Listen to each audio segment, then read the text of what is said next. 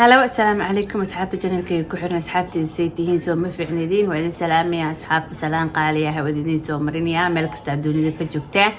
هايدين وعناتو مسكو سو لابشو وعن أصحابتي بريهم واسكم مقناعة ودي ذي رأيك حنون سنوات يبوسوا دعي إلهي عافيو أصحابتي ما أنت محلها وحاربي إن أرين حساسة أكا هذا النوع ومدى سوماليا دنا فعدون تو أرين ولي سو جرتي inaan ka hadlaa rabay maxaan lahaa aqli celin dadkeena Soomaaliyeed ama rageena mas'uuliyiinta hayo aniga am just one person kursi iska fadhiso guri ka soo hadlaysa so there is not much power waxaan sameyn karaa ma jiro laakiin dad waxaa jiro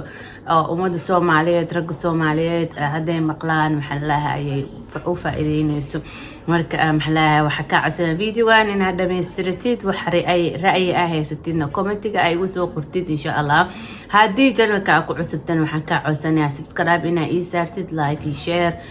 dhaxalka kaliya isku leena halaas hadda soo laabanaysid soo laabasho wacan always we love you very much welcome back أصحابتي محيطة ما أنت وحارب إنها كهالو محلا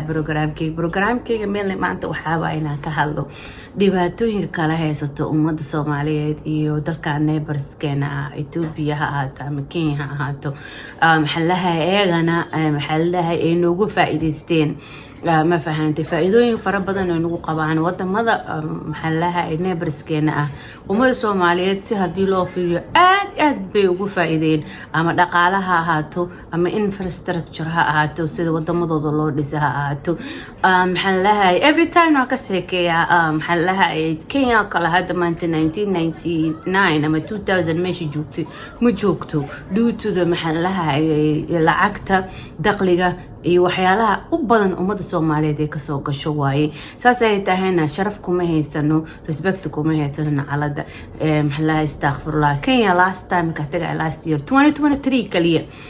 maxallaha dad cadaan oo igu horeeyay intay baxeen anagi familkayga ee noo imaadeen dad askari ah ee waxay naga raadsanaa $20 oo shaxaad ah waa sharaf daro ma fahanta anigoo passport American haysto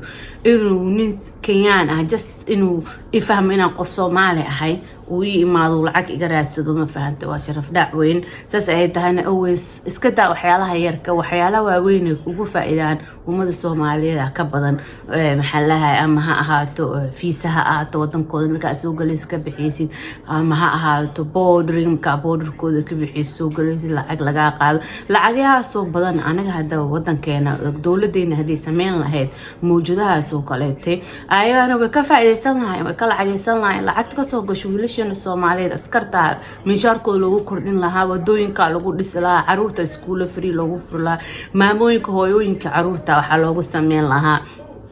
dhaqtooyin free ah so that's maxaa waay marka sida loo sameyn karaa waxa loo sameyn karaa in Soomaaliya borderkooda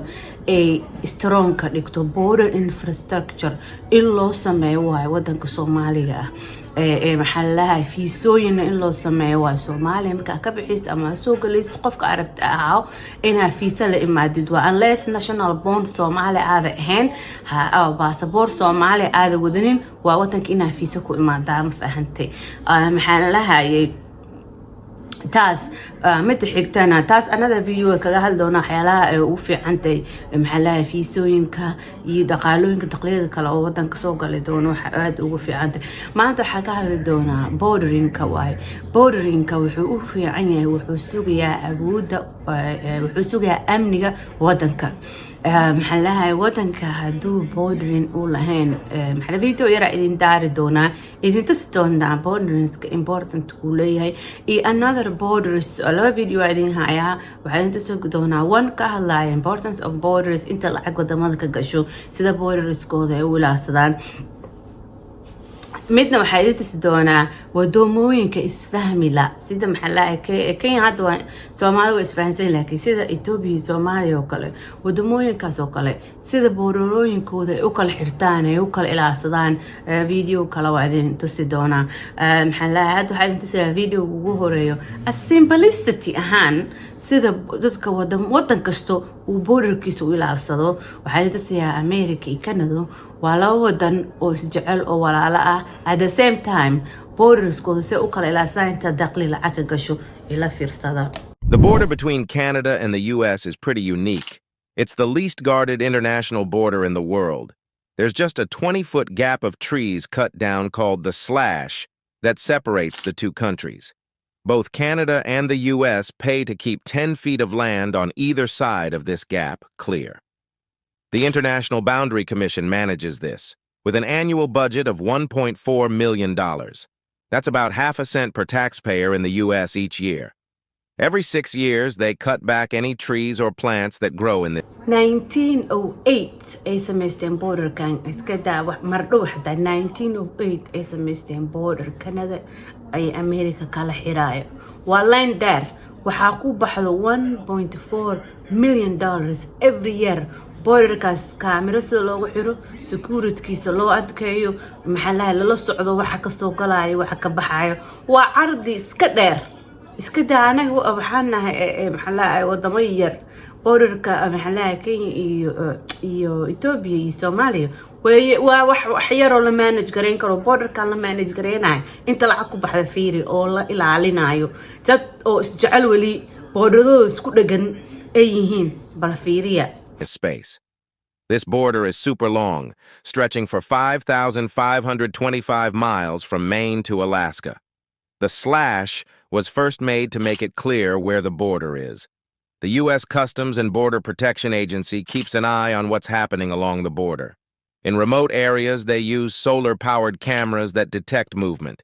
These cameras, called the slash camera pole system, geedaha inta la jaraa every gate meesha ku yaala camera lagu xiraa shaqaalooyina joogo geedahaas ilaalinayo wadadaas ilaalinayo waxa ka soo dusahay waxa kan ka soo galay waxa imaanay ilaalinayo maxallaha indha ku hayo ma fahantay sidaas baa anaga Soomaali hadana ummad Soomaaliyeed madaxdeena iyo raggeena mas'uulka ah loogu baahan yahay wadanka inay u protect gareeyaan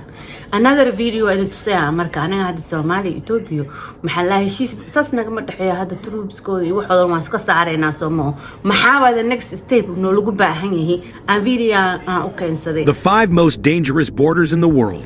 Number 5. The border between Bangladesh and India. Indian guards are ordered to shoot on sight anyone who trespasses.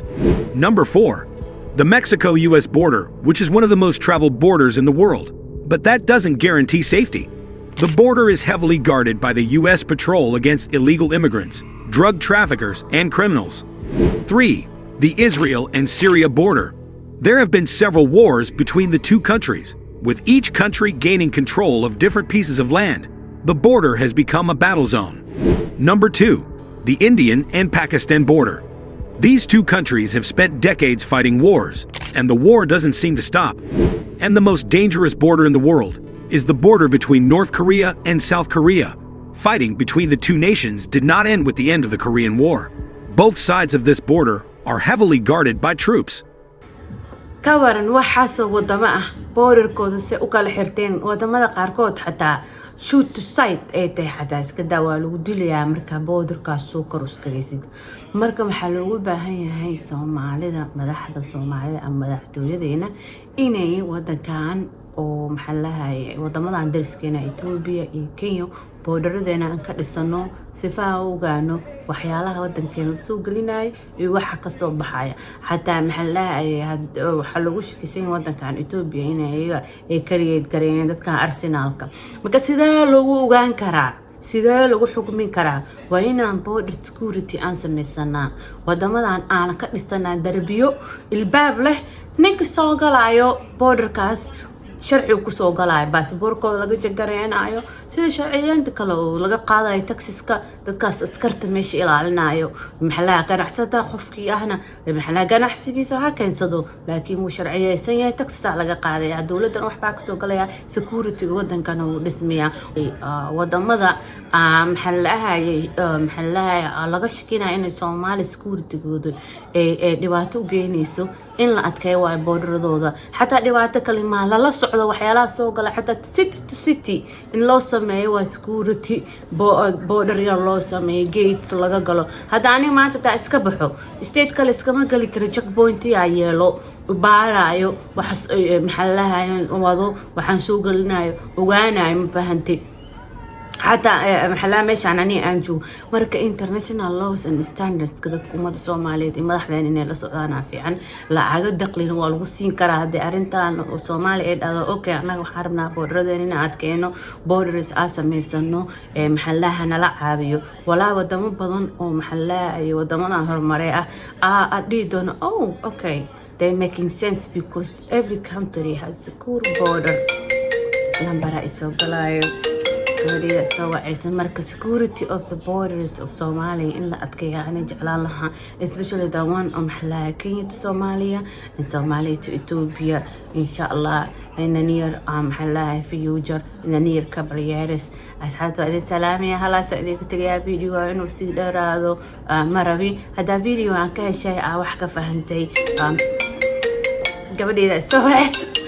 subscribe like and share comment أنا هو سنقول سوقرا إن شاء الله أنت فيديو كلكم كل منه غير إذا رجيني السلام عليكم باي